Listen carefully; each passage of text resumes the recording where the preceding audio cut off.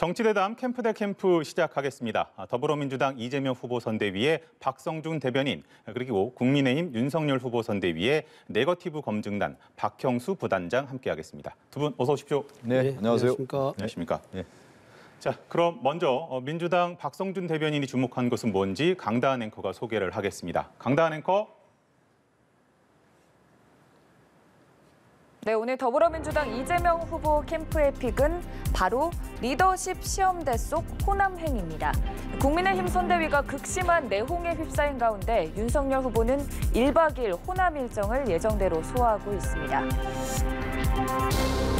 본인이 그렇게 이미 어제부터 얘기를 했는데 정치인으로서 그 결정을 번복하기는 저는 쉽지 않을 거라고 보고, 우리 김종인 총괄위원장께서 제게도 이 일은 나한테 좀 전적으로 맡겨달라. 사태 해결의 키를 쥔 윤 후보는 일단 김종인 총괄선대위원장에게 갈등 수습은 물론 선대위 개편까지 위임했습니다.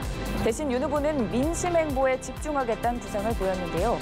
새로운 각오로 선대위를 꾸리겠다고 밝힌 김 위원장, 이 대표의 복귀 가능성에 대해선 선을 그었습니다. 국민의힘이 선대위 출범 보름 만에 최대 위기에 처한 가운데 윤 후보의 리더십이 또 한 번 시험대에 올랐다는 평가가 나오고 있습니다. 우선 이 질문 먼저 좀 드리겠습니다. 박형수 부단장께. 윤석열 후보가 오늘 전북대 학생들과 만난 자리에서 극빈의 생활을 하고 배운 게 없는 사람은 자유가 뭔지 모르고 자유의 필요성을 느끼지 못한다라고 얘기를 했는데 어떤 맥락에서 나온 발언이었어요?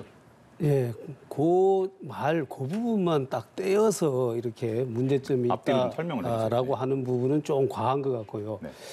지금 교육을 많이 못 받으신 분들이나 경제적으로 굉장히 어려우신 분들은 자유나 권리 같은 것에 대해서 생각할 여유가 없지 않느냐. 그래서 그런 부분에 대해서 실질적 자유를 진짜로 그분들이 누릴 수 있게 하려면은 국가나 사회적인 지원이 더 있어야 된다. 이런 취지로 전체적인 맥락이거든요. 그런데 그 앞부분에 도입 부분을 그렇게 얘기했다는 거 딱 떼어서 얘기하는 것은 과하다고 생각합니다. 그렇게까지 생각할 수 있는 여유를 국가가 제공을 해줘야 된다라는 취지라는 설명인 것 같습니다. 근데 민주당에서는 어떻게 보셨어요? 그러니까 윤석열 후보의 이제 정치 언어라고 할까요? 보통 이제 정치인의 생각이라고 하는 것은 이제 자신의 철학과 미래에 대한 것들을 담아내서 얘기를 하게 되고, 지금 현상에 대한 얘기들은 이제 늘 하게 되는 건데, 윤석열 후보의 이제 어법을 좀 저희가 보면은 실질적으로 정리가 돼 있지 않다는 생각이 좀 들어요. 그리고 또 하나는 여러 이제 말 가운데 보면 우월의식이 좀 존재하는 것이 아니냐. 그리고 이제 그 계층을 나누는 언어들을 많이 쓰게 된단 말이에요. 그러니까 정치인의 할 역할 중에 하나가 뭐냐면 힘들고 어려운 자들을 보듬는 공동체를 유지하는 거 아니겠습니까? 그런데 이 사람들에 대해서 어떻게 하겠다라는 것보다는 이분들은 그냥 자유와 권리에 대한 것들을 실제 생각하지 않고 필요하지 않다라고 하는 언어를 볼 때는 실제 이제 그 층을 나누는 생각을 갖고 있다는 생각이 좀 들고, 그러니까 사회적 배려라든가 실질적으로 무엇을 할 건가에 대한 얘기는 없고 좀 계층을 나누는 어떤 의식 구조가 있는 것이 아니냐, 이런 생각이 좀 들었습니다. 알겠습니다. 네. 뭐 의도에 어찌됐든 적절치 못한 표현이었다라는 말씀이었던 것 같은데, 뭐 이제 금요일 또는 뭐 다음 주 월요일쯤에 나올 이제 뭐 여론조사 결과를 보면은 어떻게 국민들이 받아들이셨을지 알 수 있을 것 같습니다. 자, 그러면 다음으로 넘어가 볼게요. 윤석열 후보가 호남행 일정 중에 김종인 위원장에게 선대위 그립을 강하게 잡아달라, 뭐 이렇게 일임을 했다고 거듭 강조를 했고, 김 위원장 역시 뭐 내 정치 인생 마지막이고 욕 먹더라도 강하게 하겠다, 뭐 이렇게 각오를 밝혔어요. 선대위 내부에서도 이렇게 가는 게 맞다라는 공감대가 있는 거죠? 예, 선대위 내부에서도 지금의 선대위 체제를 조금 더 효율적으로 운영해야 된다, 이런 공감대가 있습니다.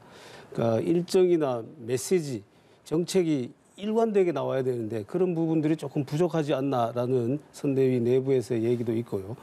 또 일각에서는 또 캠프에서의 정책 발표가 조금 더디다, 이런 또 얘기도 있습니다. 그래서 지금처럼 조금 더 선대위 조직을 슬림하게 한다든지 효율적으로 개편한다고 해야 된다, 그런 목소리는 공감대가 형성돼 있다라고 보입니다.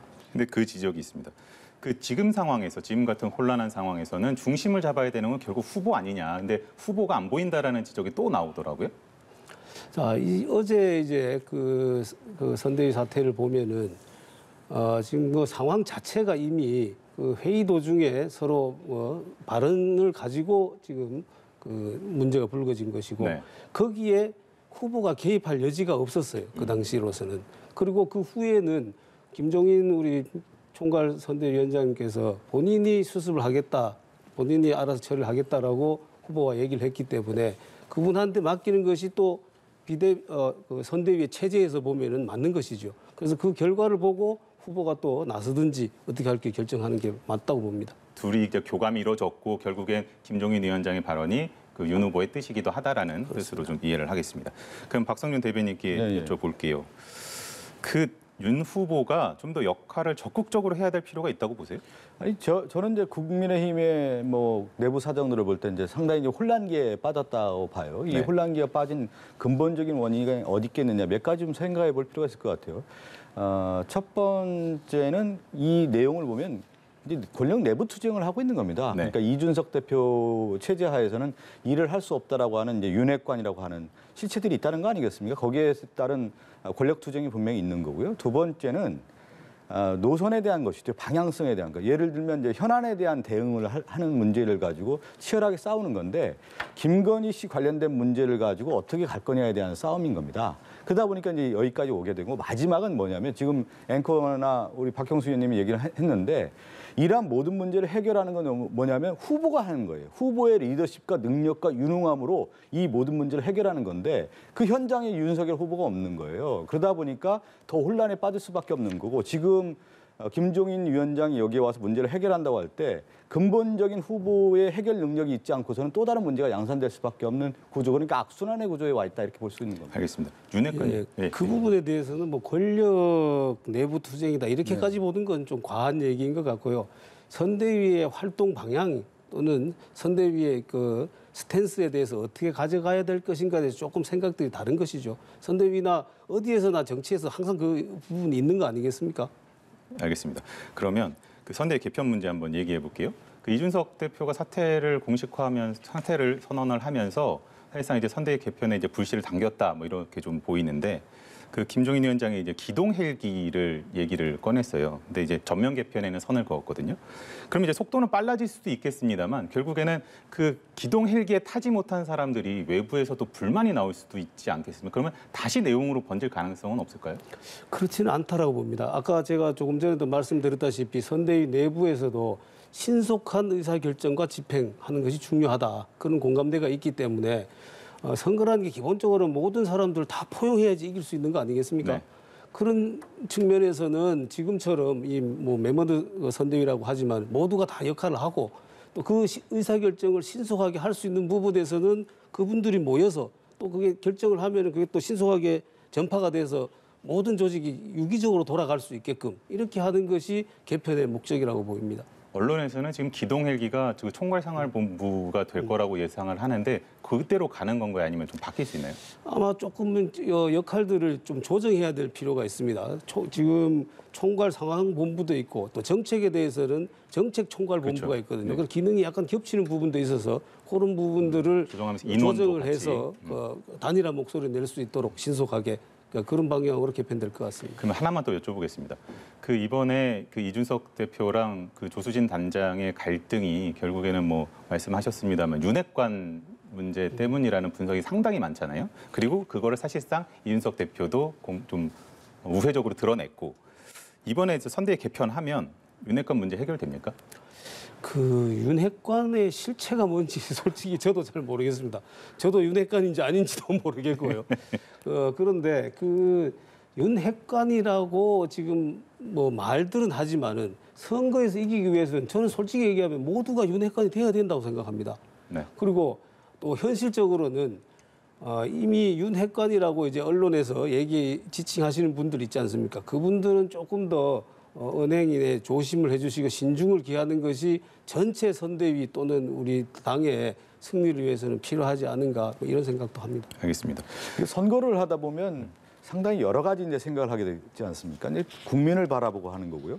또 하나 그 하나가 뭐냐면 선대위라든가 정당 조직이 있는 거고 또 한편으로는 이제 후보가 있습니다. 그런데 이 대통령 선거 과정에서 가장 중요한 게 이제 후보 중심으로 가다 보면 이제 충성 경쟁이 분명히 있는 건 사실이란 말이에요. 그런데 이 충성 경쟁을 과연 누구를 할 거냐에 국민을 바라보고 해야 되는 건데 자기들의 핵심 세력을 중심으로 한 똘똘하게 이제 뭉쳐서 후보 중심의 어떤 충성 경쟁을 하다 보면 정당이라고 하는 조직, 선대위라는 조직이 보이지 않는 겁니다. 그래서 이준석 대표가 실질적으로 거기에서 배제되는 상황이 오는 것이죠. 그리고 조수진 단장 같은 그런 말이 언행이 나오게 되는 겁니다. 그런 사태가 이제 벌어지는 거고 지금 아까 이제 기동헬기 얘기하는 건데 실질적으로 이러한 문제를 해결하려고 하면 선대위라는 조직 자체가 유기적으로 돌아가야 돼요. 후보 중심에서 뭐냐면 비서실 있지 않습니까? 그러면 상황실에 대한 인식이 있는 거고 또 조직본부가 있고 정책본부가 있고 전략본부가 있는데 이것을 유기적으로 알 수 있는 사람은 누구냐면 후보인 거예요. 그래서 후보가 일의 맥락을 전반적으로 깨고 있어야만 이런 문제를 해결할 수 있고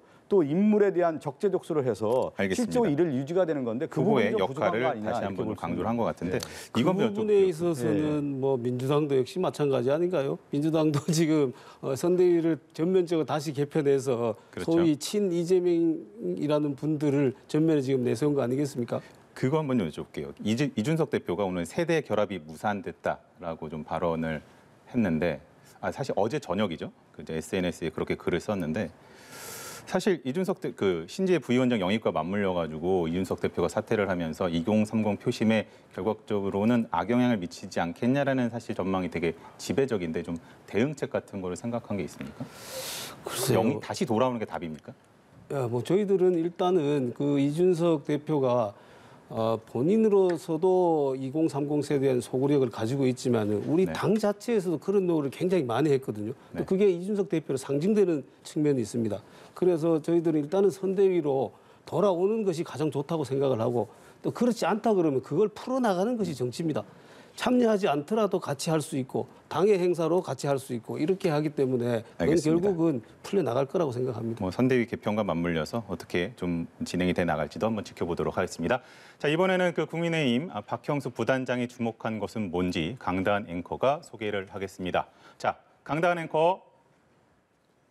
네, 이어서 오늘 국민의힘 윤석열 후보 캠프의 픽은 바로 유연성이냐 후퇴냐입니다. 청와대와 정부가 더불어민주당 이재명 후보의 양도세 중과 한시 유예안에 대해 반대 협공을 펼쳤습니다. 어제 김부겸 총리에 이어 오늘 홍남기 부총리도 세제 변경 계획은 없다고 다시 한번 못을 박아냈고 이호승 청와대 정책실장도 정책의 일관성이 중요한 시점이라며 반대 입장을 거듭 강조했는데요. 이와 관련해 이 후보는 기존 입장을 재확인했습니다. 다주택자들에게도 유익하고 또 시장에도 유익한 길이라는 생각은 제가 변함이 없습니다. 또 양도세 중과 자체를 저희가 없애자는 건 아니기 때문에 계속 설득해 볼 생각이고. 그런가 하면 민주당은 오늘 개최된 정책의원총회에서 부동산 세제 관련 논의를 하지는 않았습니다. 대신 이 같은 의제를 다룰 워킹그룹 가동을 논의했는데요. 이 후보의 유연성이다, 아니다, 후퇴다. 의견이 분분한 가운데 부동산 시장 안정엔 과연 어떤 영향을 줄 수 있을지 깊이 고민해봐야 할 시점 같습니다.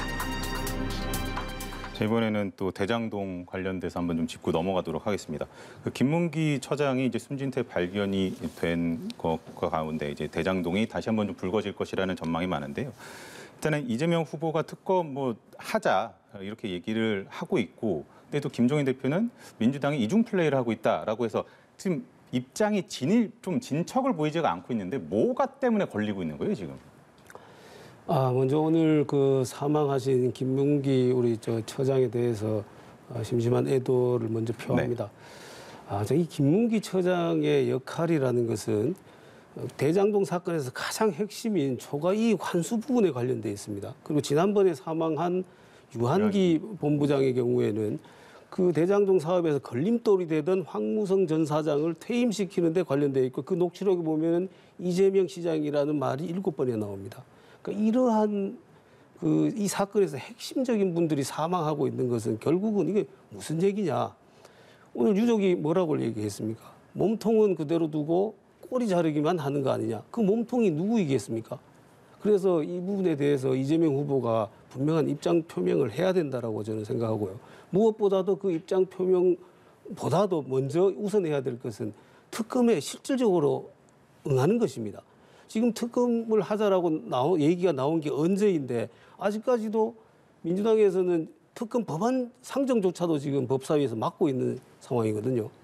그거 한번 여쭤볼게요. 그 국힘에서 부분에 내놨다고 대해서 이제 그러던데. 아니, 그 잘못 이해하는 거고요. 이제 이재명 후보는 이제 특검을 하겠다라고 하는 명확한 입장을 그렇죠. 계속 밝히고 있고요. 이제 그 국힘에서 법사위의 안을 보면은 이런 안입니다. 그러니까 대장동 관련된 부분의 특검이 어떻게 이름이 돼 있냐면 이재명 후보에 대한 특검이에요. 근데 논의를 그렇게 시작하면 이름 바꿀 수 정적인 있지 않을까요? 선언을 가지고 이제 그렇게 하는 건데 그러면 이렇게 되는 거죠. 특검을 과연 한다고 하면 어떻게 하는 게 맞냐면 조건을 걸면 안 되는 거고 또 하나는 성역이 없이 해야 되는 거예요. 성역이라는 게 뭡니까? 돈을 주고 받은 사람에 대한 것들을 명확하게 지금 박형수 의원님 같은 검사 출신인데 수사의 기본이라고 하는 건 뭡니까? 돈의 흐름을 보면 된다고 하는 것이 일반적인 상식 아니겠습니까? 네. 그러면 50억 클럽에 대한 부분도 조사를 해야 되는 거고 또 하나는 대장동과 관련된 초기 자본이 영입된 것이 부산저축은행의 비리 관련된 부분이 돈이 들어왔다는 거 아니겠습니까? 그래서 그 당시 수사를 담당했던 윤석열 검사도 조사를 받아야 된다는 것이고요. 또 하나가 키넨파트너스의 400억 원이 또 시드머니가 역할되면 그 부분에 대한 조사도 해야 되는 거고 하나은행이 컨소시엄에 어떻게 들어왔는지 그러니까 돈의 흐름을 전체적으로 바라보고 거기에 따른 관계들을 다 살펴보는 것이 성역 없이 수사하는 것이고 알겠습니다. 또 하나가 이제 제일 중요한 겁니다. 지체 없이 해야 되는 건데 지금 상설특검 제도가 있단 말이죠. 그러면 이제 야당은 일반 특검을 주장하고 있단 말이에요. 야당의 주장은 이런 겁니다. 쉽게 얘기하면 고발 사주 같은 경우는 여당에서 조사를 하고 특검을 임명하고 대장동 같은 경우는 야당에서 이제 해서 이렇게 하자 이런 식으로 이제 특검을 제안하는데 일체 맞지 않은 거고 지금 지체 없이 할 수 있다라는 것은 상설특검이 7명이 이제 추천위원회가 구성이 되어 있습니다. 법무부 차관 또 법원 행정처장, 변협위원장 그리고 여당, 야당 4명씩 해서 추천위원회에서 2명을 하면은 임명하고 그 특검을 통해서 실질적인 수사가 진행되면 되는 건데 그러한 것을 배제한 상태에서 실질적으로 정치적인 어떤 선언만 하고 있는 것이 알겠습니다. 국민의힘의 어떤 모습이 아니냐. 그 부분에 대해서는 제가 한 말씀 더 드려야 되겠는데요. 네. 자, 지금 말씀하신 거 다 좋습니다. 이재명 후보 뭐 특검 명칭 대장동으로 바꿉시다. 민주당이 원하는 대로 바꾸죠. 그다음에 조건이 없고 성역이 없어야 된다. 100% 동의합니다. 그리고 50억 클럽 당연히 거기 들어가야 됩니다. 또 하나 지금 부산저축은행에 대한 수사 얘기했는데 이 얘기가 나오자마자 우리 당에서는 후보도 그렇고 당에서는 좋다 그것도 넣자라고 했습니다. 그런데 이 모든 것을 다 이렇게 얘기했음에도 이 특검 협상을 질질 끌고 있는 것은 민주당입니다. 그리고 또 하나 또 말씀드리면 여야 협상에서 지금 비공개로 계속 지금 또 계속 제자리 걸음이라 이제 더욱더 진척이 될 수 있기를 바라면서 이제 부동산 얘기도 좀 해봐야 돼요. 일단은 이재명 후보가 사실은 다주택자 양도세 중과의 일시적 완화와 관련해 가지고 이게 그런 평가가 있는 것 같아요. 그러니까 이제 뭐 기존의 입장을 바꿔서 완화 측면으로 간 것은 결국 국민을 향한 건데 그게 정부와의 약간 정부의 반대에 부딪히면서 약간 물러선 모습 아니냐, 후퇴한 것 아니냐 이런 지적인데요. 아니, 이제 그렇지는 않고요. 지금 이제 보면은 이번에 가장 큰 대통령 선거에서 이슈는 이제 부동산 이슈 아니겠습니까? 그러한 부분에 대해서 민주당 대통령 후보로서 겸허하게 받아들이고 그러면 유권자 시민들이 원하는 가장 큰 문제는 뭐냐면 부동산 공급의 문제라든가 지금 갖고 있는 이제 세제의 문제라든가 거래세라든가 보유세라든가 지금 소득세에 관련된 부분에 대한 것들을 다 조정해야 된다는 목소리가 있기 때문에 시장을 바라봤을 때 지금의 어떤 유연한 정책을 통해서 제도적인 부분을 보완할 건 보완하는 것이 맞지 않겠느냐라고 하는 것이 이재명 후보의 생각인 거죠. 국민의힘에서는 그렇게 보고 계시는 것 같아요. 그러니까 이제 이재명 후보가 입장을 계속 바꾸면서 시장에 부정적 시그널을 주고 있다라고 보시는 거죠. 아닙니다. 그렇지 않습니다. 이 다주택자에 대한 양도세 일시 완화는 우리 당에서 계속해서 주장을 해왔던 것입니다. 그런데 이걸 사실은 이재명 후보가 벤치마킹하고 있는 거예요. 자, 제가 기재위 소속인데 기재위의 회의 녹취록을 보십시오. 100% 거기 우리가 당이 주장했던 게 다 나와 있습니다. 그리고 지금 이재명 후보가 지금 주장하는 것은 일시적으로 지금 완화를 시키는 겁니다. 이거는 졸속이다. 기간을 6개월, 9개월, 12개월 하는데 어떻게 부동산이 무슨 물건도 아니고 금방 그렇게 팔리겠습니까? 근본적인 대책을 마련해야 된다. 그리고 한 가지 더 말씀드리면 이거는 정부의 반대에서 부딪혀가지고 후퇴할 문제가 아닙니다. 법안은 야당과 협상에 의해서 하는 거예요. 이거 우리 당에다가 제안을 하면 우리는 100% 여기에 대해서 응할 용의가 있습니다. 알겠습니다. 그럼 오늘 캠프 대 캠프는 여기서 마무리를 좀 하도록 하겠습니다. 두 분 수고하셨습니다. 네, 감사합니다.